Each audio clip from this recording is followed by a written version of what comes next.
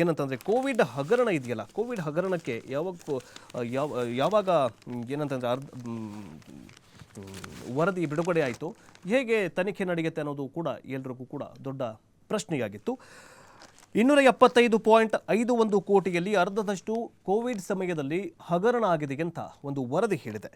Covid ನಿರ್ವಹಣೆಗಾಗಿ BBMP ವ್ಯಾಪ್ತಿಯ ಬೊಮ್ಮನಹಳ್ಳಿ, ದಕ್ಷಿಣ, ಪಶ್ಚಿಮ, ಯಲಹಂಕ ವಲಯಗಳು ಮತ್ತು ಬೆಂಗಳೂರು ಗ್ರಾಮಾಂತರ, ಗದಗ, ಕೊಪ್ಪಳ ಮತ್ತು 3 ರಾಜ್ಯಗಳಲ್ಲಿ ಒಟ್ಟು 275.51 ಕೋಟಿ ರೂಪಾಯಿ ವೆಚ್ಚ ಮಾಡಲಾಗಿದ್ದು, ಇದರಲ್ಲಿ 128.04 ಕೋಟಿ ಅಕ್ರಮವಾಗಿದೆ ಅಂತ ಹೈಕೋರ್ಟ್ ನಿವೃತ್ತ ನ್ಯಾಯಮೂರ್ತಿ ಜಾನ್ ಮೈಕಲ್ ಡಿಕೂನ್ಸ್ ನೇತೃತ್ವದ ವಿಚಾರಣಾ ಆಯೋಗ ಪತ್ತೆ ಮಾಡಿದೆ. ಅಂದರೆ ಕೋವಿಡ್ನಲ್ಲಿ ಏನಾಗಿದೆ ಅಂತಂದರೆ ಹಗರಣ ಆಗಿದೆ.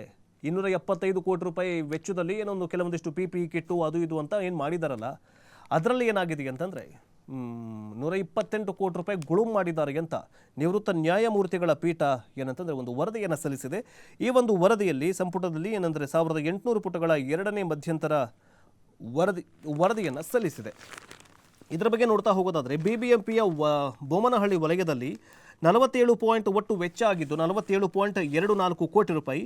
ಜೊತೆಗೆ ಎಷ್ಟು ಶಿಸ್ತು ಕ್ರಮ ಪ್ರಕರಣಗಳು 16 ಆಗಿದೆ. ಅಂದರೆ ಎಲ್ಲೆಲ್ಲಿ ಎಷ್ಟೆಷ್ಟು ಖರ್ಚಾಗಿದೆ ಅನ್ನೋದನ್ನು ಕೂಡ ಒಂದು ಪಟ್ಟಿ ಮಾಡಿದ್ದಾರೆ.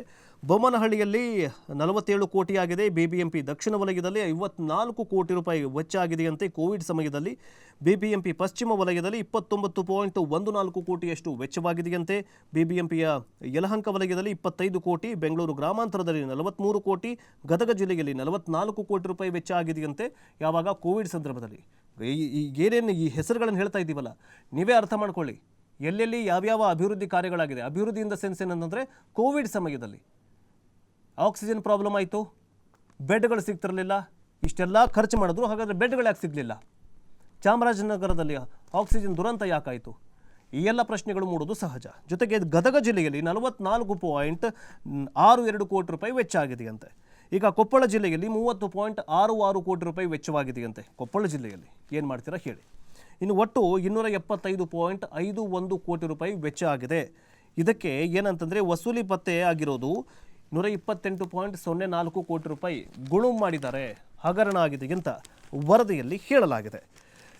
ಏನು ಹಗರಣ ಆಗಿದೆಯೋ ಏನಿಲ್ವೋ ನೋಡಬೇಕು. ಈಗಾಗಲೇ ಏನಂತಂದರೆ ಇದೇ BJP ಕಾಲದಲ್ಲಿ ಹಗರಣ ಆಗಿದ್ದಕ್ಕೆ PPE ಕಿಟ್ಗೂ ಕೂಡ ಡಬಲ್ ದುಡ್ಡು ಹಾಕಿ ವಸೂಲಿ ಮಾಡಿದ್ದಾರೆ ಅಂತ ಕಾಂಗ್ರೆಸ್ಸಿಗರು ಅದನ್ನು ಏನಂತಂದರೆ ಟೀಕೆ ಮಾಡಿದರು.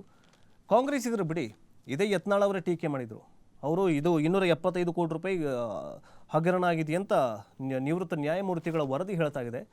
ಆದರೆ ಯತ್ನಾಳ್ ಸಾಹೇಬರು ಏನು ಹೇಳಿದ್ರು ಅಂತಂದರೆ ಬರೋಬ್ಬರಿ 2,000 ಕೋಟಿ ರೂಪಾಯಿ ಹಗರಣ ಆಗಿದೆ, BSY ಕುಟುಂಬದವರು ಹಗರಣ ಮಾಡಿದ್ದಾರೆ ಅಂತ ಆಕ್ರೋಶವನ್ನು ವ್ಯಕ್ತಪಡಿಸಿದ್ರು. ಅಲ್ಲಿಂದ ಯತ್ನಾಳ್ ಸಾಹೇಬರಿಗೆ ಅದು ಮುಳುವಾಗ್ತಾ ಹೋಯಿತು, ಅದು ಸೆಕೆಂಡರಿ. ಆದರೆ ಈಗ ರಾಜ್ಯ ಸರ್ಕಾರ ಏನಂತಂದರೆ CID ತನಿಖೆಗೆ ಈ ಒಂದು ಕೋವಿಡ್ ಹಗರಣವನ್ನು ಒಪ್ಪಿಸಿದ್ದು, ಈಗ ಅದರ ಬಗ್ಗೆ ಕೂಲಂಕುಷವಾಗಿ ತನಿಖೆ ನಡೀತಾ ಇದೆ.